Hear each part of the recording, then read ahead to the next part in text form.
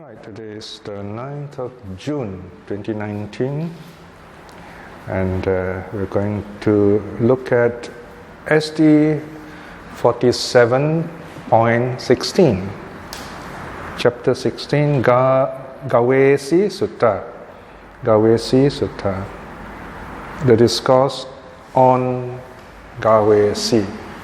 So here the word Gavesi is a name. Gavesi can just be a noun. It means someone who seeks. Now it is very interesting because the word Gavesi is formed from go, meaning cattle, cow, plus AC. AC means to seek cows. So because cows are regarded as precious, as valuable. So if the cow is lost, this cow herd will always go and look for this cow. So Gavesi literally means a cow seeker, but then here it means someone who seeks the truth, who seeks what is good, who seeks awakening. And it's a name for a person. In fact, we will learn that this Gavesi, he was a layman. Not from our time. He was a layman from the past Buddha's time, the time of Kassapa Buddha. So let's find out why he is featured here. No? So the discourse on Gavesi. Right? So we must be sure we know the background before we translate the title. Right? So it is not a sutta to Gavesi, here sutta on Gavesi. Yeah? A5.180 is keeping the precepts leads to spiritual development or spiritual fulfillment. Actually, it's more than just this topic. It's about fellowship. It's about when you have a good leader, there are also good followers, as we will see in a while. Yeah? Okay, so now, as usual, you see here there's a bit of introduction and some notes, and then there is the suttas. Right? The translation comes after that. But when I first translated, I was not sure how to arrange, because another way is you can put the notes at the end. So you have what are called introductory notes. They don't use the word front notes, but they do have the word end notes. And of course, there are footnotes. Now, I prefer footnotes because they are very useful for teachers. Now, when someone teaches, if you forget, just look at the bottom, all right? And I used to play tricks with my students, remember, in US class, when you come to a very difficult passage, I ask them, do you know what this means? Everybody will kind of look down, Then I say, oh, just look at the footnote, look at the number, it's all there. The information is all there. So this is where I try to provide all the essential, all the necessary details to help the student, to help the teacher. Of course, it's very important to read up, prepare before teaching, and I always do that because we tend to miss out things otherwise. Because of the style of education, we depend on books today. We are very reliant on the written text. No? In the West, in the Buddha's time, or you find some of those old school teachers, especially those who follow the forest meditation tradition, you find they can just stop offhand. No? Now, there are advantages from such teachers because they speak from personal experience. Okay? And we say they speak from personal insight. So that is one way they are valuable. However, they do have some handicaps in the manner of speaking, although they're not really handicaps from the point of view of a practitioner. I mean, what I mean here is, if you have a scholar who studies the text very carefully and compares them, you find there are other aspects of the suttas we can learn. For example, we begin to know the background of the sutta. Roughly when was it taught? To whom was it taught? And then what was the attending conditions at that time? There are certain references Buddha made. Why did the Buddha make those references? In fact, many of those sentences, phrases, even words that the Buddha uses are very often connected with the teachings of those days. Like the Upanishads, for example. Of course, the Buddha is not promoting the Upanishads, the Buddha actually is countering all these teachings because the Upanishads talk about the soul and self and permanence, things like that. So the Buddha would use these terms and words and give them a new meaning so that they are meaningful to us, to the practitioner, to the follower, right? This is a very common attitude, very common activity you see happening in living religions, where the teacher would kind of introduce new ideas to outside words.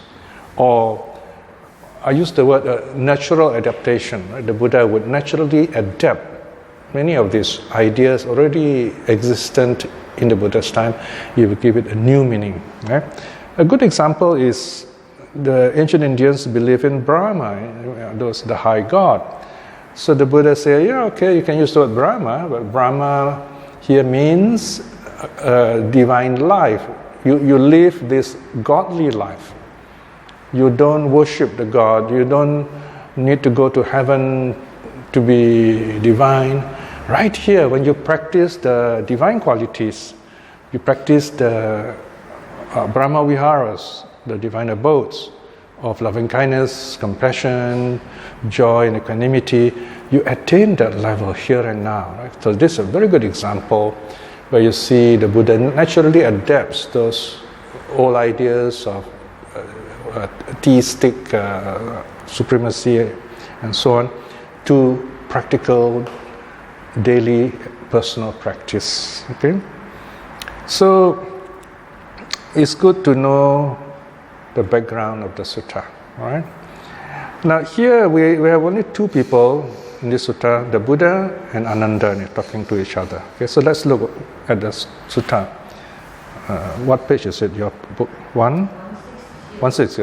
Gavesi Sutta, the discourse on Gavesi, A5.180. Now you notice I always mention the sutta number. This is so that you will know where to look up for yourself. Very often I get inquiries. They tell me, oh, I went to this teacher, he mentioned this sutta and this happened. Do you know where it is? So, of course, very often I could get them, but not always, because sometimes we can miss out certain vital points. So it's good to know the number. Yeah, either the title. Titles, there are sometimes more than one title, but anyway, still we have a hold on the topic, a hold on the text, and the numbers also help. Okay. In fact, nowadays you have lots of indexes. I just discovered this monk who put together the dictionary of Pali proper name. It is a monk called Pesala. He also has done. Apparently, he has indexed all the suttas in the Sangyutta, arranged according to a particular order. And that's going to be very helpful to us. Of course, he only gives one name, so he has followed the names given in one particular tradition, not sure which one, either Sinhalese or Burmese.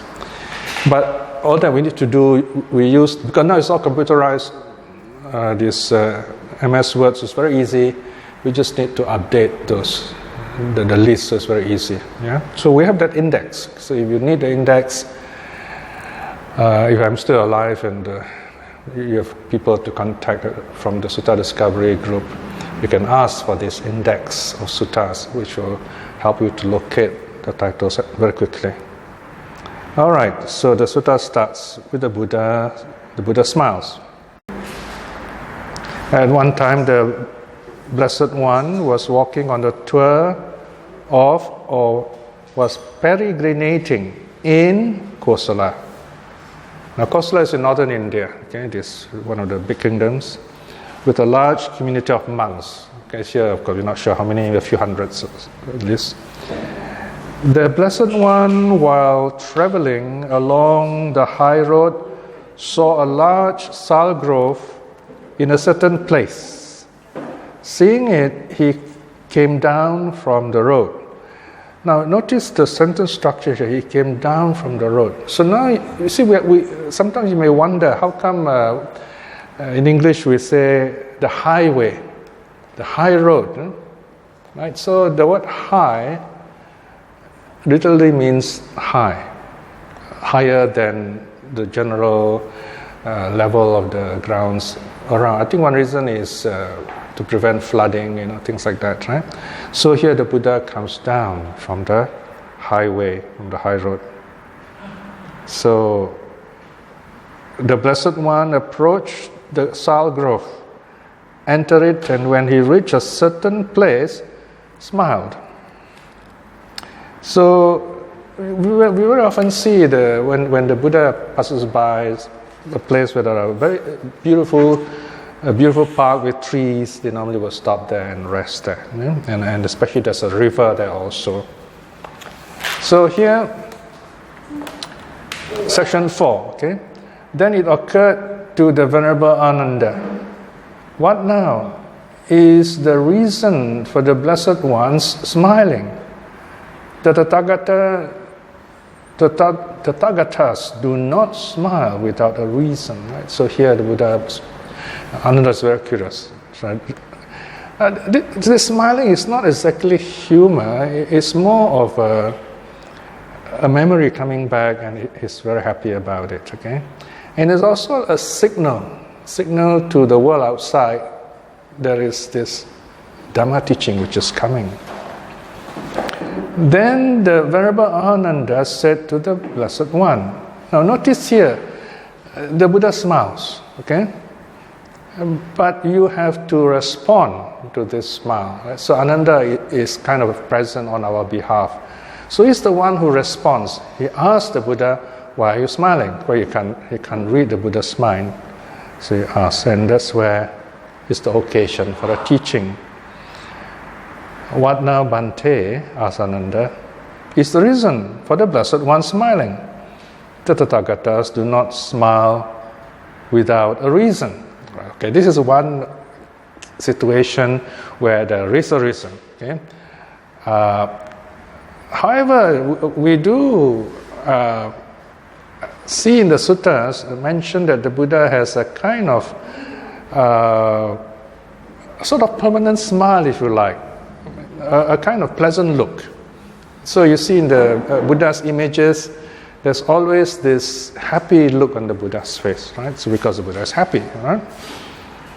But here, a smile is much broader than just that sweet look on his face, if you like.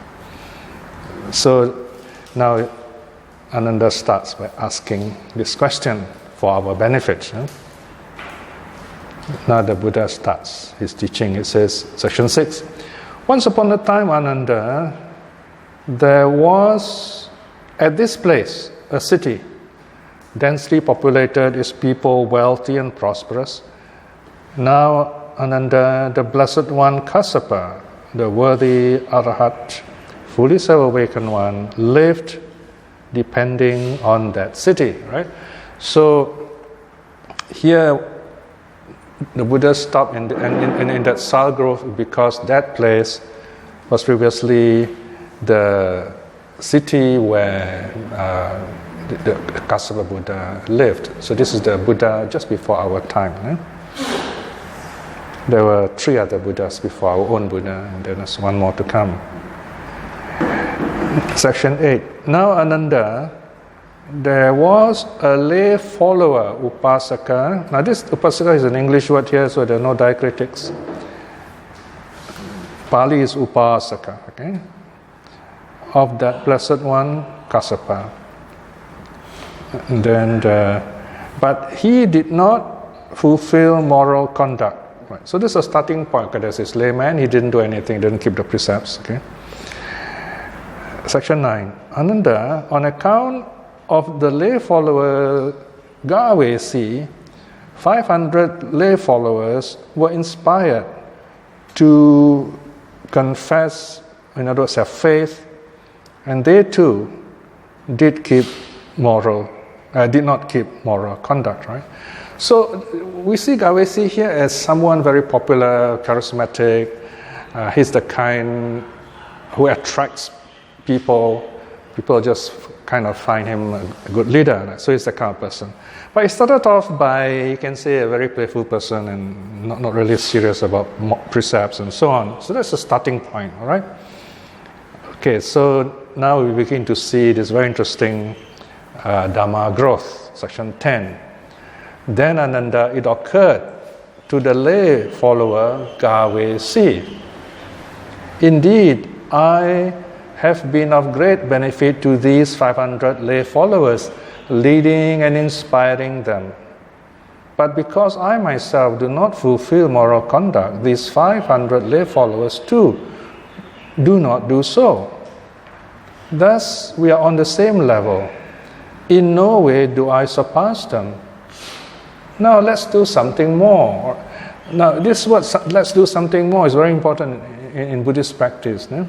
It means don't stop. Don't stop your practice. You got to build up your practice. There's always something more. Until you reach nirvana, then there's no more. Okay?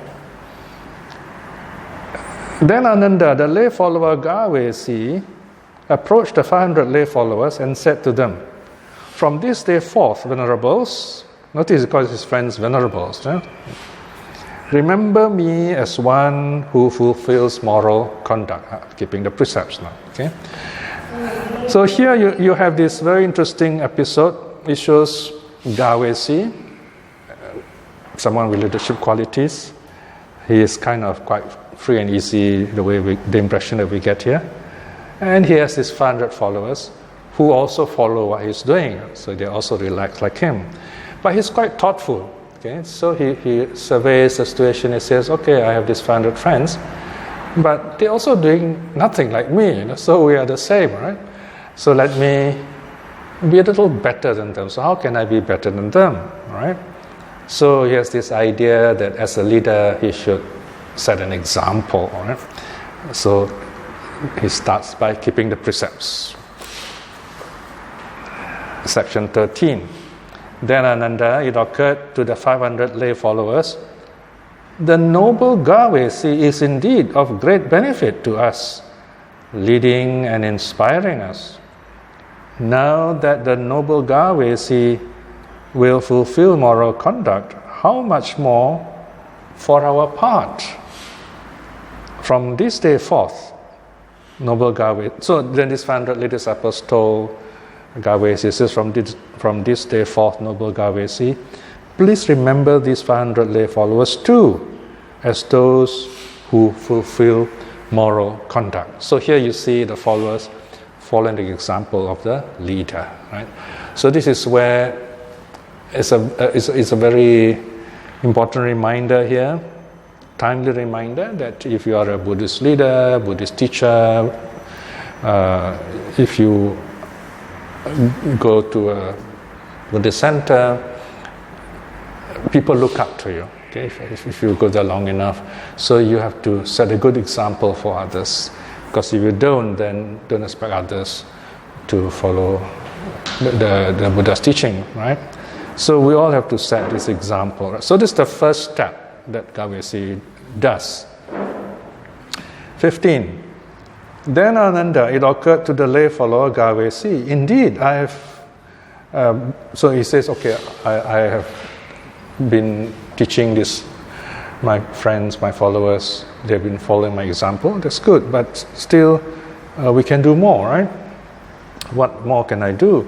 So 16, he says, because I myself fulfill moral conduct, these 500 lay followers too do so. Then Ananda, the lay follower Gavesi, approached the 500 lay followers and said to them, from this day forth, venerables, remember me as a brahmachari, a celibate practitioner, living apart, abstaining from coupling, from sexual intercourse, the way of the village. So he kind of adds an extra precept, right? So of course, first you have the 5 precepts, which we have just recited. But here in the second stage, Gavesi decides to upgrade the third precept, right, from Kame Sumichachara Viramani to Abramacharya Viramani. So in other words, here, what Gavesi is doing is preparing himself to go deeper into the renunciant's life. As a layperson, mind you, he's going to go deeper into meditation, in other words. Right? So now, understandably, I think this group of people, they're not very young people, they're probably already family people. So they kind of decide to take things further in their practice of the Dhamma, okay? To be celibate. Right? You find this similar situation in the story of Sakra, Lord of the Devas. Even when he was a young man, I mean, he had 4 wives, as a young man. Then he and his 33 friends, they started doing public works. They decide, they call this the clearing a path to heaven. Okay, by doing this, they hope to be reborn in a happy state. After a while, they decided that they to have nothing to do with women, with families, and so on. But their 4 wives are living with them. So one day we'll talk about that very interesting story of Sakra and his wives. But here we have Gavesi, who sets the example by living this celibate life. So understandably, the 500 lay followers also do the same. They follow his example. So they announce to him, they say, Noble Gavesi, we too would like to follow the celibacy precept. Now notice here, they're doing together in a group, so it's much easier in this. They're helping each other, and they're also practicing. It's not that just being celibate in itself is a good thing.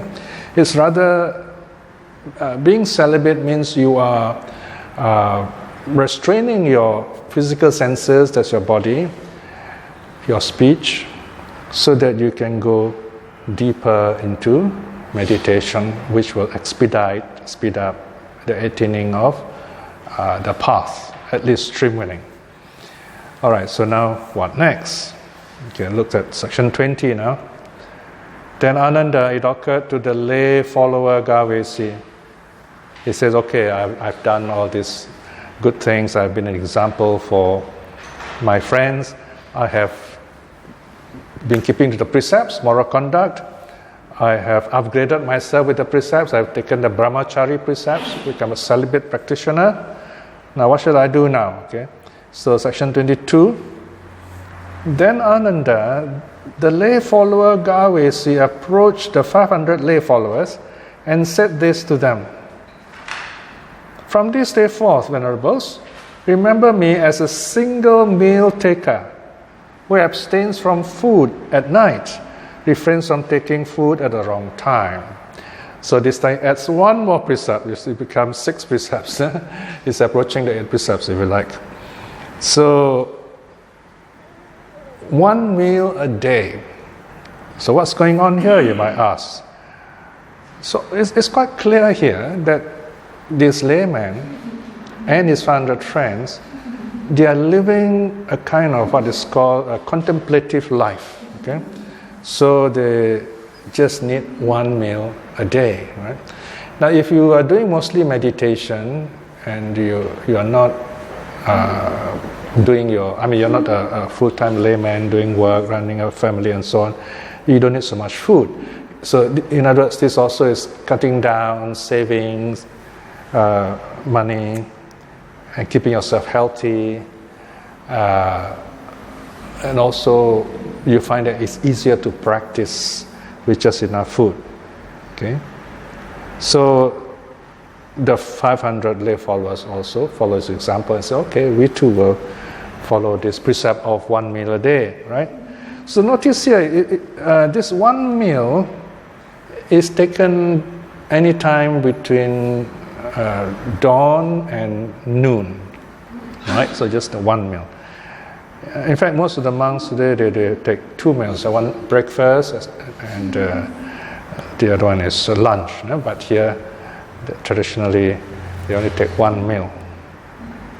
Okay, so now you see this progression is very interesting. You're wondering what next, right?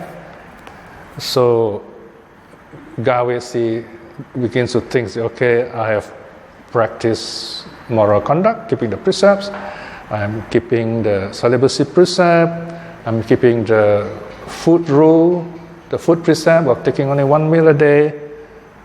So this is over time, it's not sudden, you know. So now he decides to upgrade himself further. Look at section 28.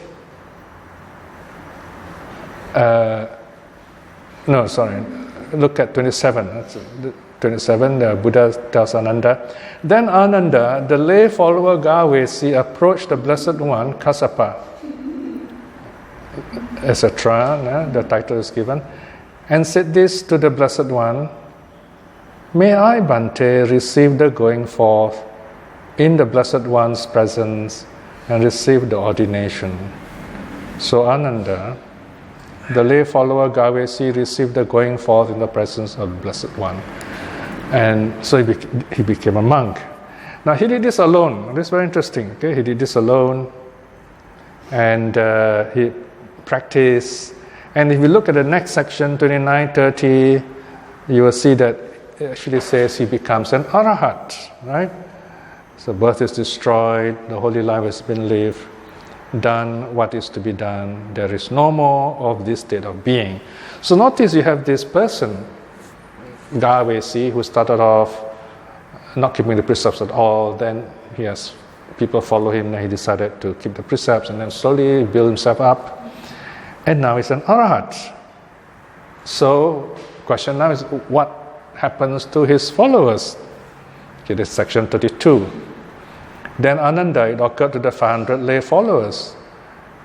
The noble Gavesi is indeed of great benefit to us, leading and inspiring us, right? So they decided to follow his example too. So they went to the Buddha also, and section 35, may we, Bhante, receive the going forth in the Blessed One's presence and receive the ordination. So now you see all these 500 lay followers also becoming monks. Section 35. Then Ananda, it occurred to the monk Gavesi. 36, section 36. I can obtain at will, easily obtain without any difficulty, obtain joy of liberation. Oh, that these 500 monks too would get the same thing, this joy of liberation.